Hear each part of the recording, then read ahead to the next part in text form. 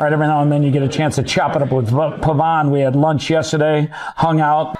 So talk a little bit about AngelAi, because I know everyone's got an AI story, but yours is pretty unique. 250,000 users. You recently, I saw your documentation, you released your valuation is now at 118 billion. Talk a little bit, because you're literally hanging on to the tiger as tight as you can. You know, most of the time of the 2 decades I spent building it, it felt like I was in the tiger's jaw. Yeah, so, you know, 2-decade plus journey. So it's kind of like, I just knew this is the way it's going to be. Like, I've been fascinated by AI since I was a kid, been working on it, been working on technology, building all kinds of tools for finance, for decades. And then we built the AI piece by piece. So it wasn't like I woke up in 1995 and said, I'm going to build AngelAi. It doesn't work that way. I don't think the Wright brothers woke up one day and say, I'm going to make a flying airplane. I'm going to fly something off the side of a mountain. Yeah, I mean, you know, just going to digress a little Shout out to Wilbur. You had some big balls. Yeah, so I'm going to digress a little bit and draw an analogy to their story. So back when the Wright brothers made the first airplane, there were a lot of geniuses, like, you know, engineers and professors and who's been studying physics and, you know, their whole lives, and aerodynamics and fluid dynamics and all this kind of stuff, right? And they couldn't figure it out. So they were like, we'll never figure this out. And here comes these two guys that owned a bicycle shop. Two brothers, right? Yeah, Orville exactly. and Wilbur. Yeah, exactly. Two brothers own a bicycle shop, just creative tinkerers with their hands, and they made the first airplane. So what happened was, a person with a better vision and instinct beat the guys with the degrees and all the other accolades, right? And I think that happens all the time. I mean, Apple Computer, same thing. And these guys in a garage, 4 guys in a garage, built a computer that IBM couldn't build, right? And also, I don't know if you know the story of I'm just looking at the microphone on your neck. There's a blue LED on it, blue diode, and the story of the guy who invented the blue diode, a Japanese scientist who invented it, is a similar story. I mean, he was way off in left field, like all by himself, while everyone else was going a different direction, right? And he did it with like a nothing budget, like less than $1 million, where Kodak and IBM and Xerox had spent hundreds of millions, billions of dollars on trying to make the blue diode. Right? Interesting. Yeah. So the reality in life, and this is like for everyone who's watching and thinking they can't do it, right? Is the only reason you can't do it is because the big corporations want you to believe you can't do it. Right? This is what happens. Right, and it's in their interest to say that, because they only have one thing that you don't have, which is a ton of money. Yeah, exactly. Right? And they want they want the world to believe that it's money power that gets them there, not brain power. But the reality is that it's brain power that gets you there, not money power. Money helps.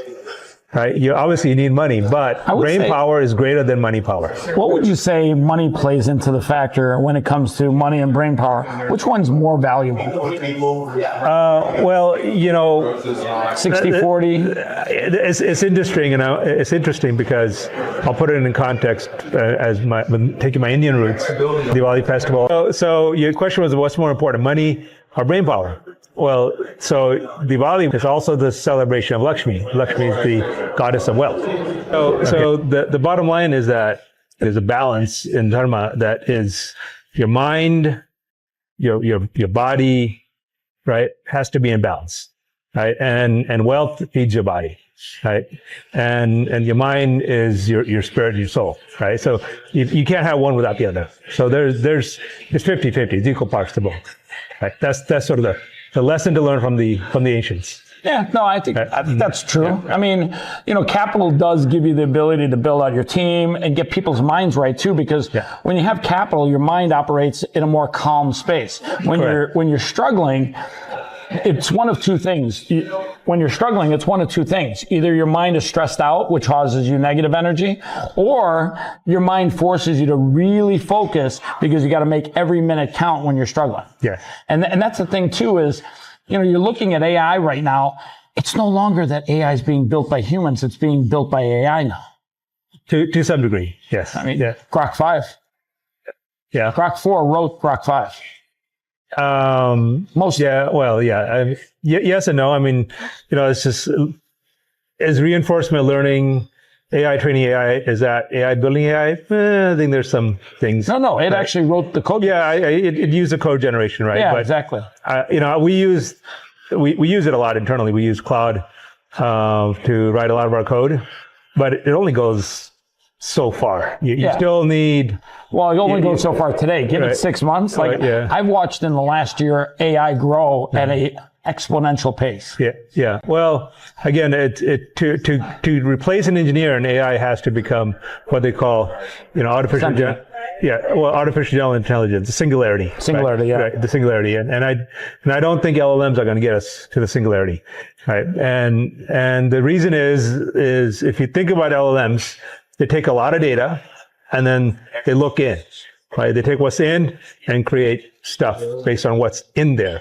And intelligence means take a look at what you know and look out and draw new conclusions based on what that's actually that's a great statement right there. That's a really that's articulated extremely well. By the way, do you know Ray Kurzweil? He was recently at the Steve Aoki Gala that we hosted. No, I don't. But I do have to give credit to. I didn't make that one up. Who did? There's I don't know her name. It's a YouTuber. She's really cool.